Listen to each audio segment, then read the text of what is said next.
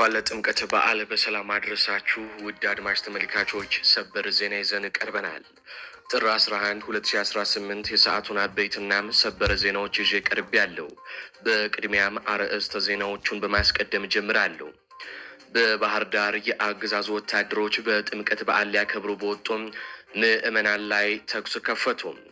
ዘመነ ካሴ የሚል ድምፅ በሚያሰሙ ወጣቶች ላይ በተከፈተው የተኩስ ርምታ ከተማዋ በጥይት ተደብላልቃለች። ዝርዝር መረጃ ይዘንበታል።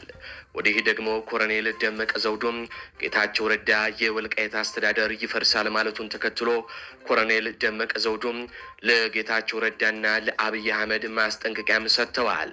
በዝርዝር እናስደምጣችኋለን። በሌላ በኩል በጎንደር በጎጃምና ወሎ የአገዛዙ ጦር እንደ ቅጠል ረግፏል።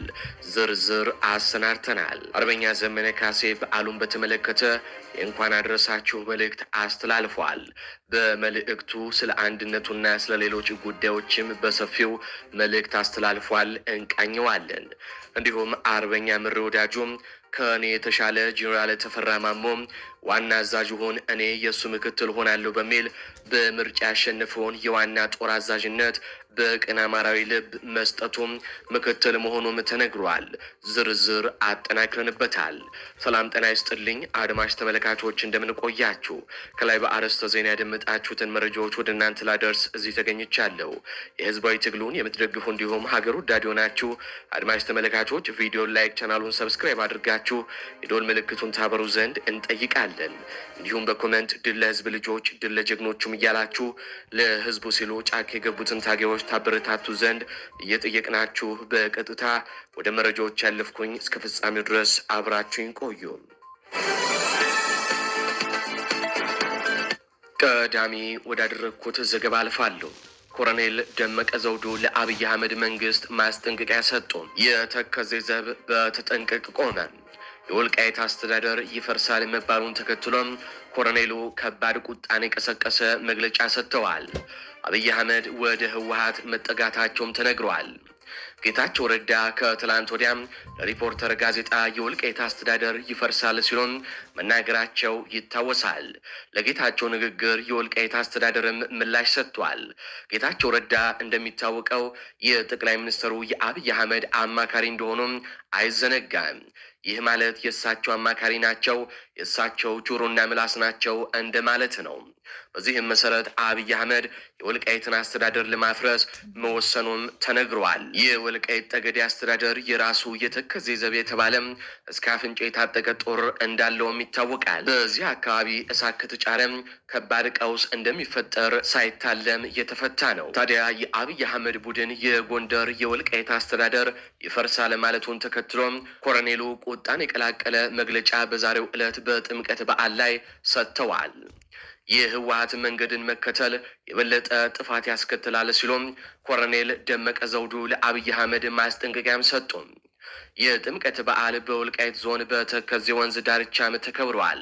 በዚህ ክብረ በዓል ላይ ኮሎኔል ደመቀ ዘውዱ ተገኝተው ንግግር ያደረጉ ሲሆን ማሳሰቢያና ማስጠንቀቂያ ያዘለ መልእክቶችን አስተላልፈዋል። ያለፉት 27 የህወሓት የስልጣን ዘመን የቅኝ ግዛት ነበሩ ሲሉም ገልጸዋል። በህወሓት የአስተዳደር ወቅት የወልቃይት ህዝብ ሃይማኖታዊ በዓሉን በፈለገው ቋንቋና ባህል እንዳያከብር ነጻነት ተነፍጎት ቆይቶ ነበር ሲሉም አስታውሰዋል። አንድ በመሆናችንና በመተባበራችን ነጻነታችንን አውጀን አማራዊ ማንነታችንን አስከብረን በፈለግነው ቋንቋ አለባበስና ባህል የአደባባይ በዓል ለማክበር በቅተናል ሲሉም ገልጸዋል። የወልቃይት ጠገዴ ህዝብ አማራዊ ማንነቱ በህግ አግባብ ለማጽናት እየሰራ ነው ሲሉም ቀጥለው ዛሬም እንደ ትላንቱ አንድነታችንን አጠናክረን ልንቀጥል ይገባል ብለዋል። የወልቃይት ጠገዴ ህዝብ እውነትን ይዞ እየታገለ ያለ ህዝብ በመሆኑ ፍትህ ወዳድ ኢትዮጵያውያን የዓለም ህዝብም እውነታውን እየተረዱ ለነጻነት ለአማራዊ ማንነታችን ስንል የከፈልነውን የማይካድራ የጅምላ ጭፍጨፋም ይታወቃል ብለዋል። በዚህም በቅርቡ በኢትዮጵያ የአሜሪካ አምባሳደር አርቪንግ ማሲንጋ በቦታው በመገኘት ያደረጉትን ውይይትም ማሳያ ነው ብለዋል። አያይዘውም የአማራና የትግራይ ህዝብ በኢትዮጵያ ታሪክ ክፉንም ደጉንም አብሮ ያሳለፈ ወንድማማች ህዝብ ነው ብለዋል። በአብሮነት ለመኖር ከኛ ከወንድሞቻችሁ ጋር በመነጋገር በመወያየት እንጂ የህወሓትን መንገድ መከተል የበለጠ ጥፋት ያመጣል ሲሉም ገልጸዋል። የአቶ ጌታቸው ረዳንና የጀሌዎቻቸውን የአብይ አህመድ ቡድንንም ገስጸዋል። የወልቃይት ጠገዴ ህዝብ ጎንደሬ አማራነቴን አትቀሙኛል እንጂ ከትግራይ ህዝብ ጋር አብረን አንኖርም አላለም ሲሉም ተናግረዋል። ጥምቀትን በተከዜ ወንዝ ዳርቻ ማክበራችን እንቀጥላለን፣ አስተዳደራችንንም አጠናክረን ነጻነታችንን በህግ አግባብ እናጸናለን፣ የሚጠናከር እንጂ የሚፈርስ አስተዳደር የለም ብለዋል። አንዳንድ አካላት ለፖለቲካ ፍጆታ ሲሉም የሚያናፍሱትን የተለመደ የአሉባልታ ወሬም ልናዳምጥ አይገባም ሲሉም የጌታቸው ረዳን ንግግር አታዳምጡ ሲሉም ተናግረዋል። የጌታቸው ረዳ ንግግር ግን የጠቅላይ ሚኒስትሩ ንግግር ነው። ታዲያ የወልቃይት ዘብ በተጠንቀቅ እንደሚቆምም ኮሎኔሉ አሳውቀዋል።